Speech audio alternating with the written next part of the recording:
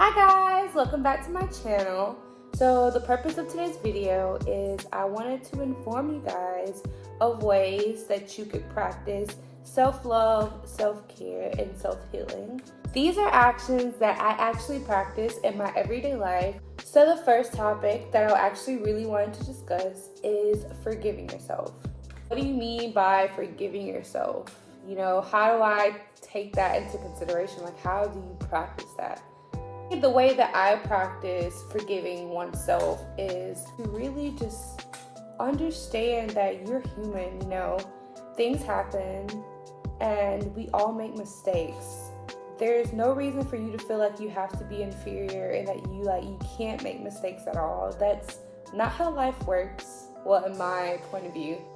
I'm gonna be honest, before I started doing this self-love, self-care, self-healing actions and putting them into my daily routines, I realized after practicing self-compassion how much I really crap on myself, how much I really just say the most negative things about myself. An active self-criticism is actually a problem that a lot of people face in today's society. It's kind of an action of where you criticize every move that you make. They're like, it was slowly whispering back there. That looks so stupid. You sound so stupid. Why did you say that? Things of that nature, you know, that could be like in the back of your head. This is something that I feel like everybody should probably include in their everyday practice for themselves. This is a point where you should realize how to speak kindly to yourself and about yourself. Why wouldn't you want to say kind words, you know, to yourself and about yourself? Why wouldn't you want to be the best person that you can be? Why won't you put yourself on that pedestal that you deserve to put yourself on? There's a saying that I actually saw that I thought was really beautiful and that really resonated with me. Never feel ashamed of longing for happiness. This is literally your birthright. There's no reason of why you should criticize yourself about things that make you happy or criticize yourself about something that's just so small and not that meaningful. Look at yourself as this beautiful being, as who you are. Already see and view yourself as the person that you want to be in life.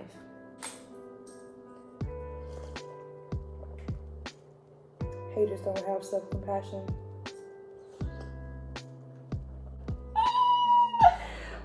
The next topic that I actually wanted to discuss is gratitude. What I mean by expressing gratitude is be grateful for the things that you do have.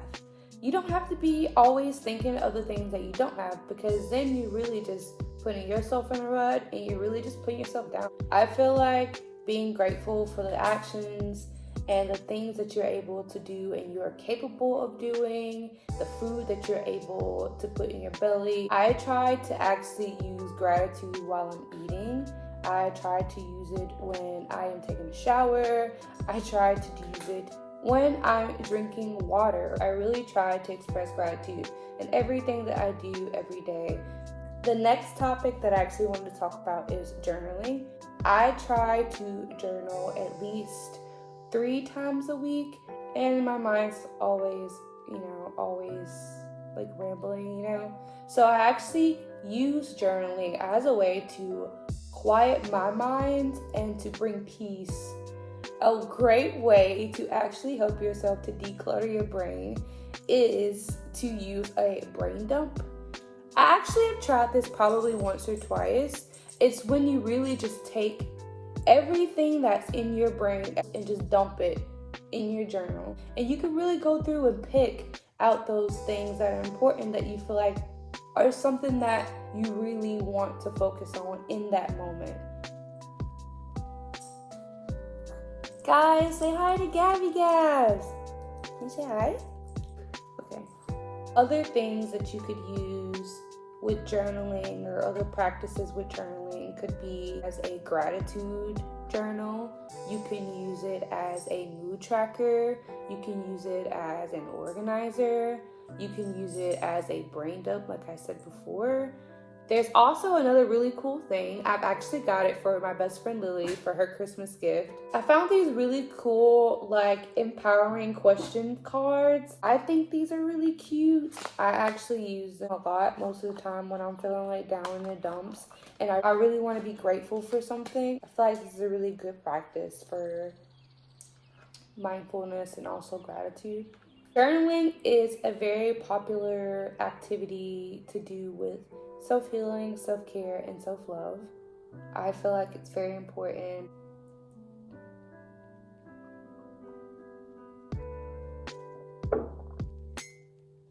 The next topic, meditation. It's actually one of my favorites, another one. I try to at least meditate 3 to 4 times a week. Most of the times, I sit down for about 15 to 10 minutes in solitude, quietness, or you could also use a guided meditation practice. They actually have some really good guided meditation videos on YouTube. I would recommend trying those out, probably if you're a beginner too. There are so many things that you could do and include in your everyday practice with meditation.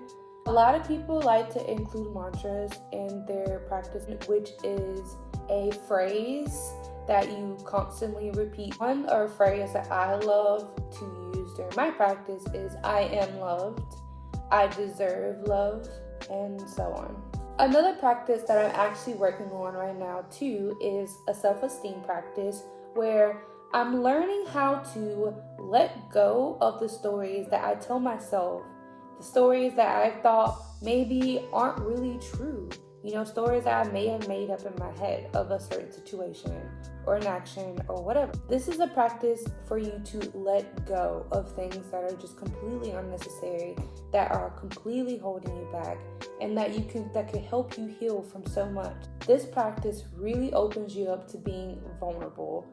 But let me tell you, there is nothing wrong with being vulnerable. Another thing for meditation that I actually really like to use is also crystals, to at least have 1 or 2 crystals around me so I could feel their energies, and it helps me to feel more grounded. I actually use certain crystals for certain emotions or certain types of meditation. So for self-love, which we're talking about today, I would use a crystal of rose quartz, which is a piece of this beauty right here. So the next topic is something that I just started taking extremely seriously, and I'm starting to realize the benefits of actually using this practice in your daily life. Creating a spa and skincare days for yourself. So for me, I usually try to do a nice skincare routine about 3 times a week. I try to make sure I really include a good facial day where I use my moisturizers, I use my scrubs, I use a nice face mask, and it's also days that I include a full-on body scrub to where I just really want to scrub all this dead skin off and to make sure I want to make my skin feel smooth as a baby's bottom. I really like to use some skincare tools during these days, so I actually feel like I'm getting extra pampered. This is a PMD. I love this thing because it has a rose quartz in the back of it. Like, look at that. That's the coolest thing ever. And it actually heats up on the back of it. So whenever you're putting serums on, you can heat this up and you can go around with your serums and like warm your face up and just get it to soak into your skin.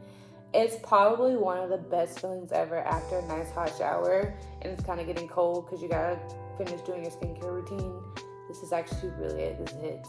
Also, I like to do some nice little milk baths to help my skin feel extra silky smooth. Don't forget to include some nice like herbal treatments to your face, maybe a nice steam treatment here and there. Another great topic that we're going to talk about next is trying to unplug. Let me give you the positive side of unplugging. You start to get a really realistic view on life when you unplug. That's just my experience with it. I just feel like I see things differently, and I also view myself differently because I'm not comparing myself constantly to all these other people and the things that they're doing in their life and the way their life looks and the way they look at themselves. I'm starting to appreciate myself my uniqueness, my own beauty, my own life in itself, and be grateful for the things around me. So unplugging really helped me connect to myself and the things that I surround myself with, the people I surround myself with, and the life that I chose for myself.